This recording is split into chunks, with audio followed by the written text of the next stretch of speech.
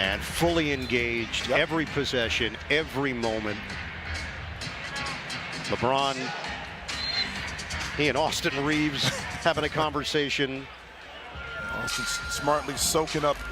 I love this interaction between LeBron James and Austin Reaves, and not just because it became a meme that we all grew to love. I legitimately think that it's hard that Reaves went from memeable moments like this to letting everybody in the world know that he's him against the second seeded Memphis Grizzlies on their home floor in the NBA playoffs.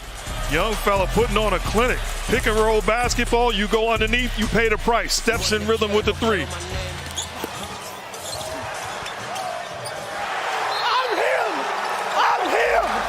As we all know, anybody can scream or say anything, but backing up what you say or even having some substance behind it, that's a completely different story. Game 1 against the Grizzlies, Reaves would rip off 9 straight points when the game was within 1 point. His performance late in the fourth was spectacular. I really don't want to undersell how good that this guy has been. He's been so tough that not only does he have Dame apologizing, but he also has the biggest hater in the world, Skip Bayless, showing him some love. Reaves' evolution from an undrafted two-way player that the Lakers actually didn't want to play in the Summer League this past year because they didn't envision him having the ball in his hands to what he is now has been phenomenal to watch. What I love most about Reaves' evolution is that somehow Bron saw this whole thing coming from a mile away. LeBron, for someone like you who's been a part of countless playoff games, what was it like for you just to watch someone like Austin in his first career playoff game do what he did, and then for you as a leader, just, you know, kind of run me through what the conversations have been like with Austin leading up well, to it's this. not surprising to me. I knew from the first practice that we had when we grabbed him that it wasn't going to be long. He wasn't going to be a two-way player for long.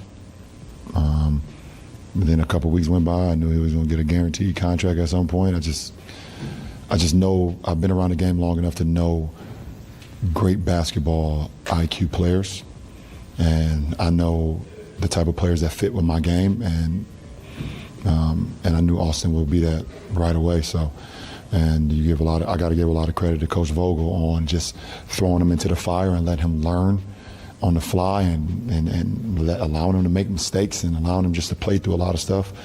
But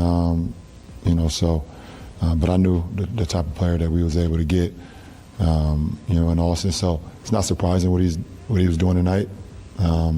Maybe to some of you guys who don't watch him as much or don't cover him as much, but for me it's not. I'm extremely happy for him, and I want him to do it again. Jokes aside, it's awesome that Bron embraced Reaves so early in his career and has helped him and his development in any way possible. Now, what if I told you that Reaves' development has presented the Lakers with a really good problem to have, but a problem nonetheless? But first, today's content is brought to you guys by SoRare. Guys, our private SoRare League has been going strong and growing by the day. We are up to almost 200 members. I want to give a major shout out to the top scorer in our league last week, MRTN 111. Keep doing your thing, bro. In addition to our normal weekly gameplay, we now have a postseason long playoff tournament that will be cumulatively scored to produce a total tournament score. This total tournament score that I'm speaking of can make you eligible for some really cool prizes. The higher your score, the better your chance to win some of these prizes that I'm talking about. You guys know me, I want to win some of those prizes, so I've been taking advantage of my rewards to supercharge my lineup. Let me know what you guys think of it down in the comments below. Guys, use the link in the description to sign up for SoRare and to join my private league. When you sign up, you'll get 20 free common cards to help you get started. Also, make sure that you set your lineup for the next playoff game week so that you can start climbing that playoff tournament leaderboard. I want to give a huge shout out to SoRare for coming through and sponsoring today's content. Austin Reaves went undrafted in the 2021 NBA draft, but he would be anything but your average undrafted player. You see, Austin Reaves shied away from the opportunity to be drafted in 2021 because he wanted to be a Los Angeles Laker. To quote Reaves, the night before the draft, the Lakers had called and said, if for some reason I go undrafted, that they wanted to be the first place that said, hey, we've got a two-way for you. And so going into the draft, we knew that I was going to have a two-way contract in LA. So we were in a good place with the contract stuff and things like that. So going into the draft, we didn't really press. I think Detroit called it like 41 or 42, whichever pick that they had, and we're like, we'll take him on a two-way. And it was really just more a situation where I wanted to be where we saw the best fit. Guys, as we all know, fit is incredibly important in the NBA. Sometimes the right fit can literally make or break your career. I think it's awesome that Reaves, being the giant Kobe fan that he is, wanted to go to LA. He saw a team that wanted to be competitive with Anthony Davis and LeBron James and told himself, that's where I want to be. And well, that decision has already paid off in a big way for Reaves, who has been able to find consistent minutes on the floor very early in his career. Since March 1st, Reaves has averaged 18.1 points, 5.6 rebounds, and 3.2 assists in 20 games. For the entire season, Reaves is shooting 53% from the field, 40% from deep, and 86% from the free throw line. As a matter of fact, since March 1st, Reaves has been taking over 6 free throws a game. The man has mastered drawing fouls, picking up where he left off in college, and we have James Harden and Trae Young to thank for that, since Reaves has admittedly been studying them to become better at getting to the line. Against the Orlando Magic March 19th, Reaves took 18 free throws while going 9 of 14 from the field, en route to dropping 35 points. He is quite literally an efficiency lover's dream.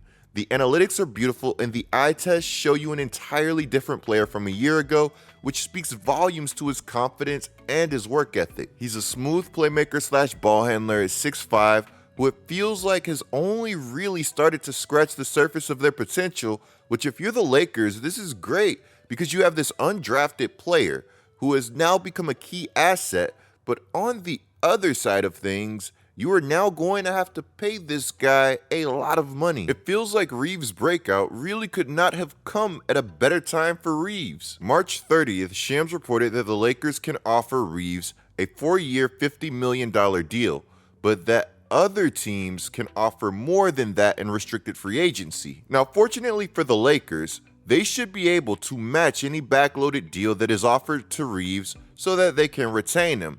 But this brings us to the question, what is Reaves worth, and can the Lakers really risk losing him? Pelinka will definitely have some tough decisions to make this offseason, with only 3 guaranteed contracts on the books right now heading into next season.